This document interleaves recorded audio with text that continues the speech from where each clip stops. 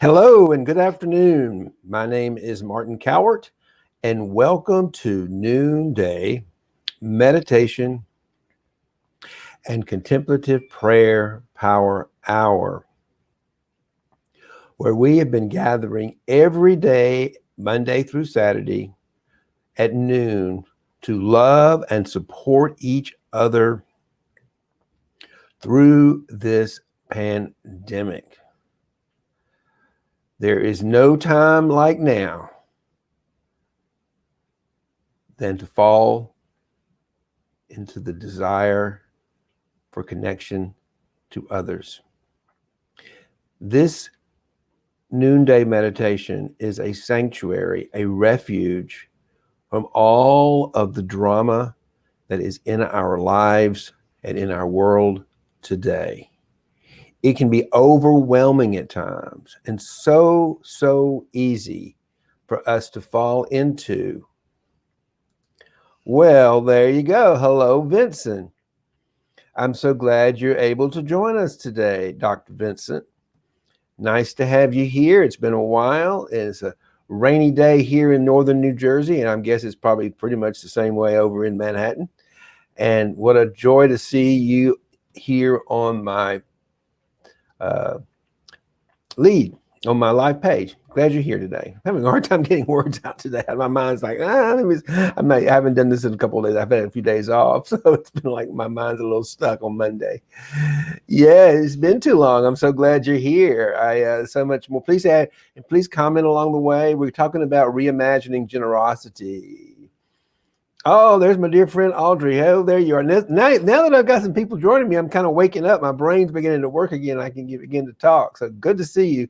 Happy to see you too, Audrey. I'm so glad you're here. We're talking about reimagining generosity, and what that means, and particularly in the time of COVID-19 and with this financial crisis, and we're living through something that's unheard of. And it's like a storm, and then to have a complete lack of leadership in this country right now. Of all times, we're facing a worldwide pandemic that has such incompetency. It's just maddening. I'm not talking about Republican or Democrat. I'm talking about the obvious, the lack of leadership and the loss of life. And it's maddening, it's angering. So it's so easy. And there are people out there right now who are really worried that they don't have the money to pay their rent. They can't afford food. I know we have over at St. Luke's Church, we have Tony's Kitchen, and it is working overtime to feed people. And we've gone from some large number of people we were feeding every day to our whole church has turned into a kitchen to take care of people who are in need of food. I mean, this is real. And people are in pain and people are suffering. So it's often just really hard, and with so much going on that's real and painful and difficult for us to even think about generosity. But this is the time when we need to reimagine generosity the most. This is when we need to come out of our scarcity mindset, out of our fear and our drama, and into our hearts and begin practicing, because we really do have enough. We will help those who don't have it. I've been doing a series of interviews with members of my congregation at St. Luke's around the idea of reimagining generosity. And I've heard such heartwarming stories of people serving and contributing and giving right now. And it's happening all over the country. And so I don't want us to that's my intention today, is to talk about how we're finding solutions in all of this drama. And one of those is to get still and let go of the drama, let go of our fear, and step into our power, the divine power within all of us. And that's why we come here every day, because if there's any time we need to practice, it is right now. It is in this moment that we need to practice to get out of our head and into our hearts, into some heart space. So I want to ask you to think a little bit about, how are you reimagining generosity right now and for yourself today? And what could you do one of the things that I wanted to share with you today, and why I did this, is that In conducting these interviews, what the common thread is the joy of community and the appreciation for technology like Zoom and StreamYard and all these things that we use today to connect, to stay connected to each other. And while we may not be able to physically hug each other and hold each other, we can see each other and share our stories. And there's a lot of power in that sharing of stories. And so I've been interviewing people, and yeah, they've been in fear, but you know what? They've all shared something about, no matter how afraid they were and how upset they might be from day to day, they found that if they could just find some way to give, if it was a few dollars, if it was to the food pantry, if it was to go volunteer and donate, that is the action we could take. In addition to prayer and meditation, and I'm going to ask today in our meditation to set an intention and ask, what can I do? How can I practice generosity? We live in an abundant world, and it may not feel very abundant right now for a lot of people, and particularly if you don't have a job and you haven't gotten a paycheck and there's no stimulus package. I get it. I mean, it is scary out there. I'm lucky my husband's working and we've got some money, but I'm not making a lot of money right now, and I'm just grateful that I've got my husband to take care of us at the moment. And I did start taking Social Security the other day, my first Social Security check, which is nice. It's something, but it certainly isn't going to cover all the bills of what we've created in our life together. So I'm grateful for that, and I can be generous with it. And that's the way I look at it. Like, wow, I'm really lucky. I've got a Social Security check. It's better than the check I got last month. I didn't get one. So, that's practicing generosity. That's seeing the abundance in our lives. And that's what I want us to really begin to focus on. We focus on the solution and not on the problem. The problem is that we don't have to go very far to find the problems right now. I mean, they're pretty evident, and many people are feeling the problems right now. So the invitation is to slow down.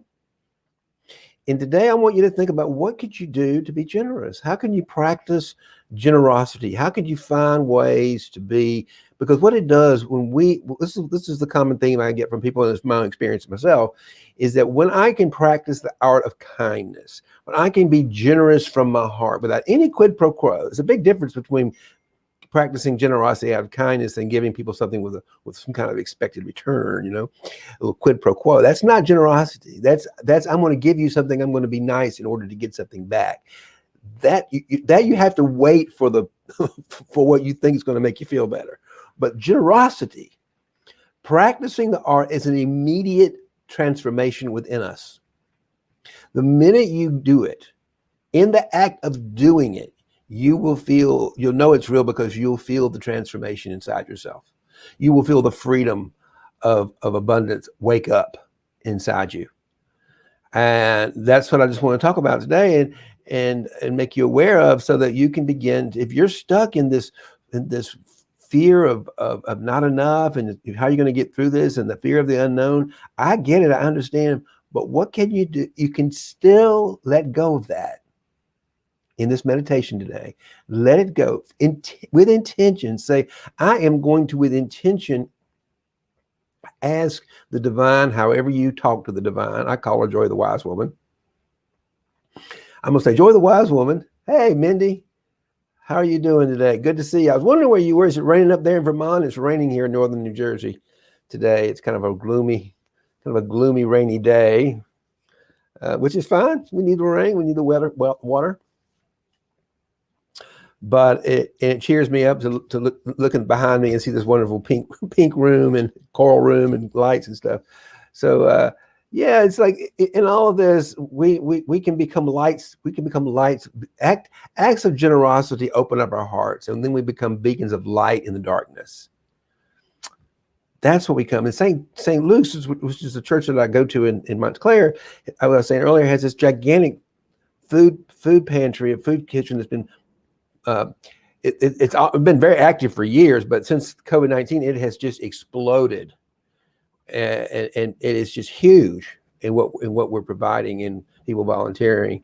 And I'm going to actually go there and volunteer this year for Thanksgiving myself, and I'm looking forward to it, because I know that when I get to do that, when I was down at Ground Zero in those 9 months, and Mindy was with me, there's something about you feel generous, you feel abundant when you're in that act of giving of your time, your talents, and your money. It's not just your money, it's giving yourself to the world and becoming making a contribution to helping others and to helping yourselves. And it's just you will get the benefit of that, is that you will have a transformational shift. You can't just think positive thoughts, I'm going to think abundantly, because if you think abundantly but you feel scared and lack inside, you're out of alignment. The idea is to go inside ourselves and really ask for the grace of the divinity to come into us, to be present, to share the truth that we have everything we need and we're going to be fine. Okay, that's really what we're talking about today, is that awareness that we got to let go of the fear, we got to let go of the shadow, we got to let go of all the doubt, to make room and space in our hearts for the truth of abundance to prevail in the meditation, or in the contemplative prayer practice, which is called centering prayer, is what we do here. But the next step is, and when you listen for, what can I do? And I know some of you're probably already, I know all of you on here are probably already doing stuff, and I'm not asking you to do more. You're probably already giving, but doesn't it make you feel good that you can bring your skills and your talents to the world right now and make a contribution that's going to help somebody out? It's going to make life better for somebody else through this COVID-19. So there's a lot we can do right now to add value to the world, just by showing up. Simply by showing up with an open heart and praying and tapping into that one being, that one universal life force that we're all part of, and pray. And that gives me hope, because I've said before, I have no idea. I think it's going to be a wild ride between now and the beginning next year, when we have a change of power in this country. But I truly believe that love and prosperity prevails over fear and scarcity and darkness. And we're coming into the light. I have faith that we're coming into the light in 2021. I think we're going to have some more surprises along the way, and we need to come together and be here to help each other through it. And we've been getting through it so far, and we will continue to get through it. But we're not there yet, I don't think. Every week it seems like some other, just when you think it's gone completely, it couldn't get any crazier than it is, something else. I mean, the fact that we're trying to, the Republicans are trying to push through this Supreme Court justice in the middle of all this, it just shows you how damn selfish they are, really, doesn't it? It just shows you how damn selfish they are. They don't care. Not they, all of them, but those people who are the people in power who are behind this, pushing through for a Supreme Court just to get their way, is so selfish. And it's going to backfire on them. And I think I see this as an opportunity for Kamala Harris to really shine and show her stuff to the world. This is an opportunity. The Republicans have given us an opportunity. The Republicans who are behind this, but I don't know who else is, because they're the ones that are empowering this. I don't want to come out with us and a them, but the reality is, in the power structure in this country right now, the Republicans in the Senate are the ones in the power, and they're the ones pushing this through. That's reality. And there's a part of me that wants to say that's bad, and I'm upset about it. But there's another part of me that says, God's pretty clever. God's smart. And Joy the Wise Woman's telling me, just watch and see what happens here. Just watch and people, they may be creating their own trap in giving Kamala the opportunity to, she's a prosecutor, she's damn good at it. And it's going to be interesting to watch how she and the other Democrats position themselves for this conversation. So stay tuned and listen between the difference between what feels right. Listen to the conversation from what feels like truth and love and authenticity and light, and listen for what sounds like darkness and mind nonsense. You'll know the difference, because one feels good and one feels bad. It's easy. Yeah, the secret to happiness is right there. Yes, it is right there. It is right here. We do not have to be doom and gloom in the middle of this. Matter of fact, that's the whole point of us coming together, is to tap into our joy, tap into the joy of life right here. And that's what to bring our light into the world. We don't blame the darkness for being dark. The darkness is dark. The darkness is negative. That's the nature of darkness. Instead, we open our hearts and we shine a light on it. And let's do that today. Let's do that right now. Let's meditate. I can find my phone. I don't know where my phone went. Oh, there. Hold on one second. Let me just grab my phone real quick.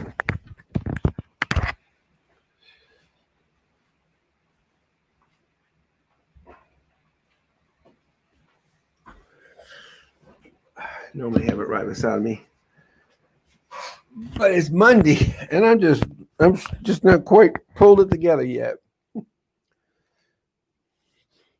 Um, so, and I'm gonna again say, I say it every time, say it again today, is if you join me, please stay for the meditation. As honored as I am that you show up and you want to hear what I have to say, I want you to hear what the divine in you have. The point of this is to help others have as intimate a relationship with their divine as I do. And the divine is who you are. That is your authentic self. And the closer and the more you get to know that, including the fear and the shadow parts, all of you, the closer you get to know and love yourself, the freer you're going to become. And that's the whole point of this. We want to be free. We want to be free of the scarcity. We want to be free of the doubt, and so we can begin to live and love and joy and prosperity, and make sure we have leaders in there doing what's right. And we will. We're going to. I don't know exactly. Again, I think it's going to be a little while before we get there, but it's going to happen. But the invitation is to, excuse me.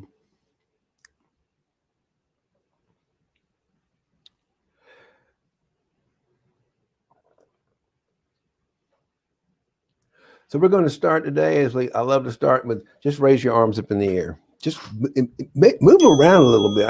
Get some energy going on in your body right now. Just wake yourself up. I need to wake up. Wake up. It's kind of a rainy day here, and I can easily kind of get sort of sluggish and feel like I'm not got much energy. But wake yourself up. Feel that life force within your body. Just raise them in the air. Some mornings and when I don't feel like doing yoga, I might just turn on some disco music and dance for 10 minutes, Maybe it's a good day to just do some dancing. Now get still. Put your hands in your lap. And begin to notice the spaces. Begin to notice the spaces between thoughts, between objects.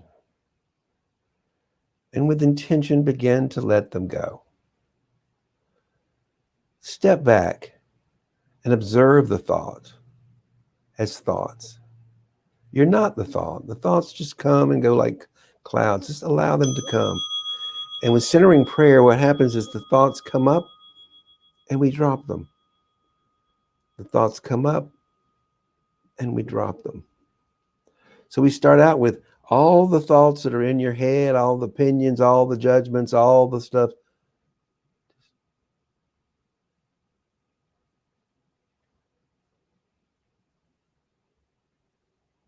Let them go. And allow your mind to get still.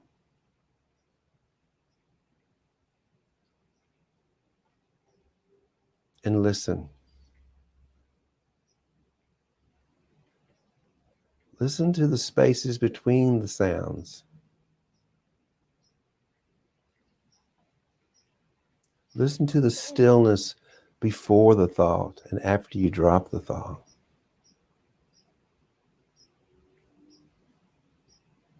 Open your heart a little wider.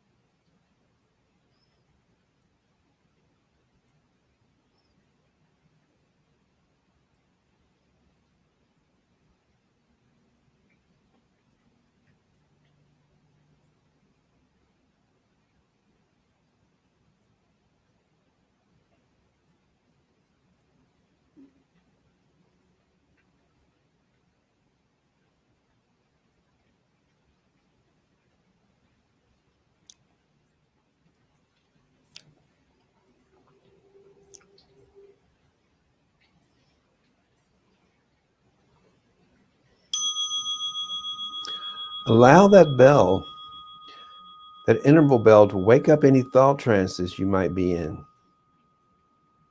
to let them go and fall back into love.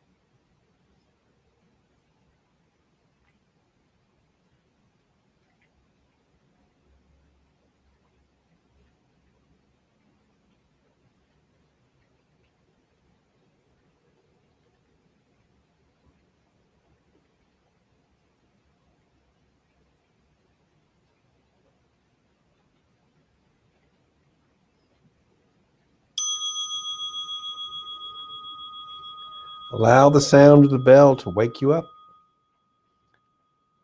and reset and let go and fall back into love.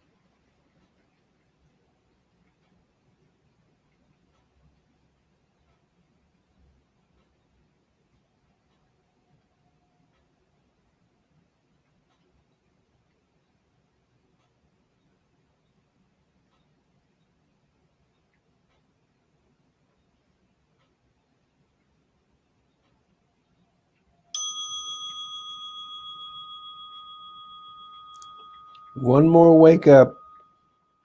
Let it go. Fall back into love.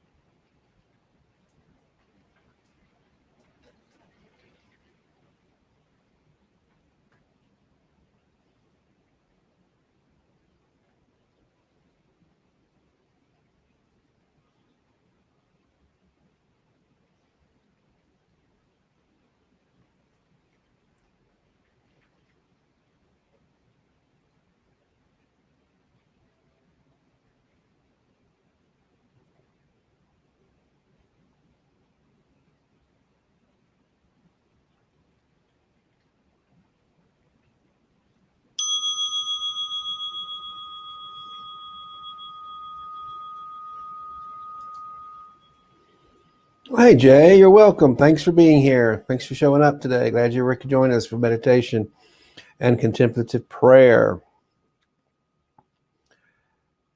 where we gather together every day at noon just to love and support each other through this pandemic.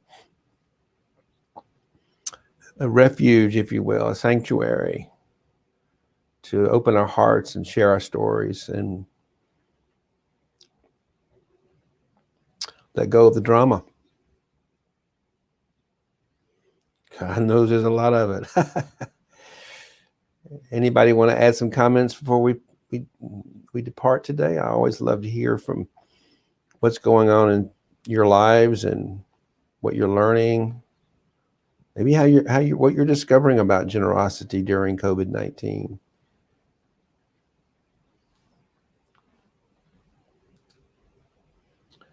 Thank you. You're welcome. You are a light as well. Thank you for the comment.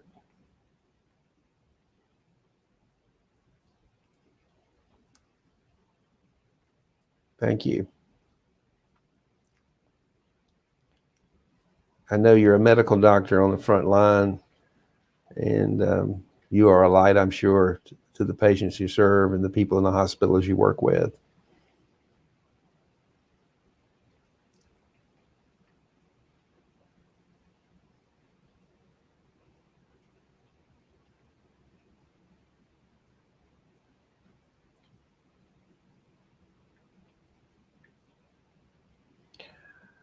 I find myself today in this sort of rainy, still day, just feeling some sadness today, feeling some sadness. It doesn't feel personal. It's like universal sadness. It's like universal sadness. You're going to have a fire this afternoon?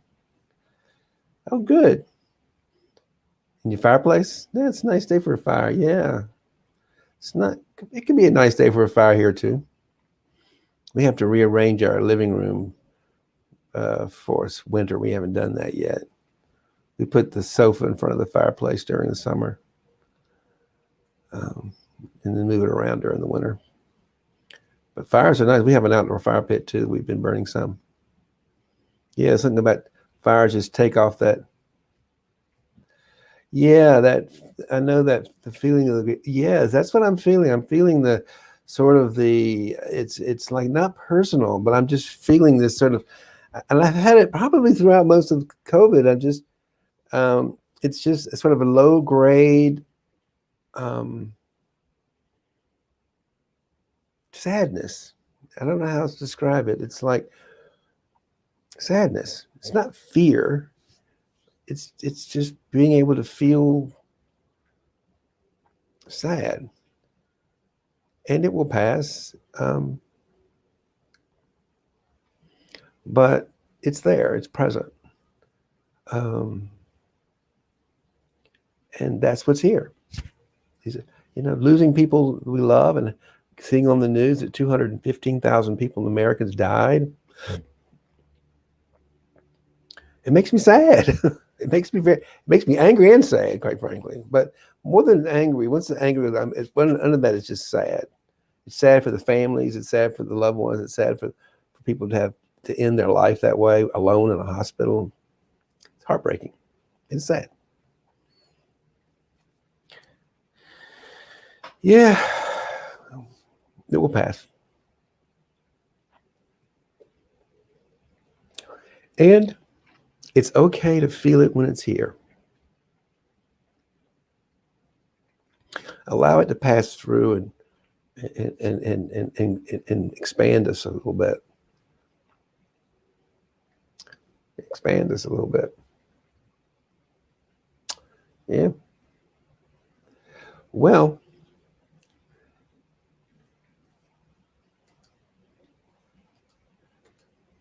yes.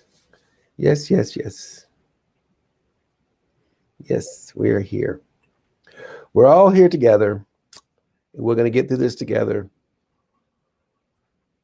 And may love and prosperity prevail. I know it's going to prevail. It is prevailing because you're right here and we're doing it. We're alive and we care and we love and we are practicing generosity in the moment. Much love.